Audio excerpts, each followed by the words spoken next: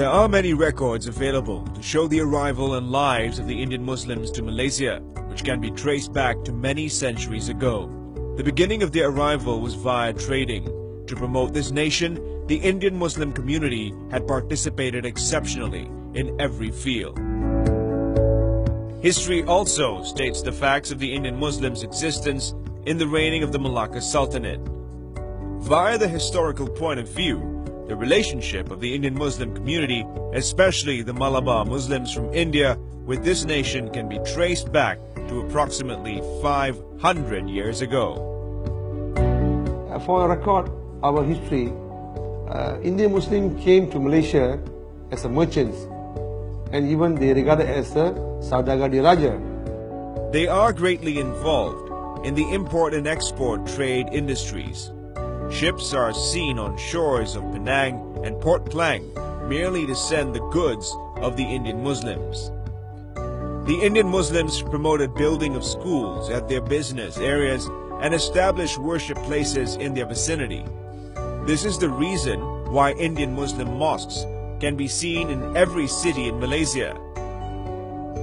From the past to the present day, the Indian Muslim community greatly contributes to this country's financial growth. Munshi Abdullah, who was the father of the modern literature, contributed greatly for the growth of the Malay language. Indian Muslims, who were the pioneer in setting up media industries in Malaya, nasi kandar, bean porridge, mee goreng, rojak, pasambo, bread, kueh, jewelries, money exchange, various grocery stores, medicinal products, bookstores, book publishing, newspaper publishing, and many more were the trades they ventured in. And hence their life progressed, and in return, they contributed to the progress of the country as a whole. If you go back to history, most of the Indian Chamber of Commerce in the country was formed by Indian Muslims. Indian Muslims were not only active in trade, but also in forming many non-profitable organizations for the benefit of the community. To name a few, the first Selangor Indian Chamber of Commerce president was the late R.E. Muhammad Qasim, popularly known as Raja Saudagar. Another chamber, MIKI, known as the Malaysian Indian Chamber of Commerce, was founded by the late Tan Sri S.O.K. Ubaidullah, who was the president too. It's also worth mentioning that Tan Sri S.O.K. Ubaidullah had also started the Negeri Sembilan Selangor Indian Chamber of Commerce during his era. There are a number of successful Indian Muslims who have achieved the big time in trading and in the service industry. Approximately 15,000 Indian Muslim eateries, both big and small, are being operated in our country today.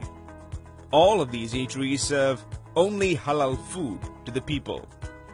About 400 money exchangers are operating in Malaysia to date, and out of these about 280, which are approximately 70%, are being operated by the Indian Muslims.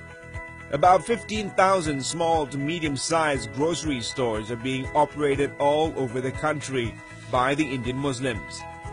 On an average, Indian Muslim businesses make an annual turnover of approximately 170 billion ringgit to 180 billion ringgit. If you look at the history, most of the Indian Muslims were successful because of their own initiative and they are self-driven. Through these trades, the taxes are being paid promptly to the government. It is also worth mentioning that the Indian Muslim traders contribute an average of a few million ringgit in GST, or goods and service tax, every month to the government. Today, Barakat Store, Maidin, Hanifa, Jackal, Masa College, Side Foods, and many more renowned companies are being run by the Indian Muslims. The third generations of Indian Muslims now have come very powerful. Our members have more than 65 businesses and we are very astonished to see them. And those businesses are untraditional to Indian Muslims.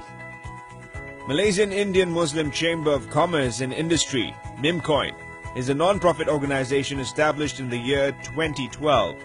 MIMCOIN's objective is to create a platform for the Indian Muslim community in business among the entrepreneurs throughout Malaysia. With MIMCOIN, we are here to give them the additional drive through government assistance, to training, and many more information through networking. It also provides a platform to learn and share among the members and entrepreneurs. Recognition matters so much for the entrepreneur. I get motivated when I am recognized, so that this Golden Dinner Award is going to motivate the winner and bring them to greater heights. While engaging traders and merchants, MIMCOIN is persistently striving hard to regain its community's lost glory. Let there be a golden era once again. A clap of many hands is louder and stronger than a clap of a pair of hands. Let's unite and regain our glory. MIMCOIN boleh.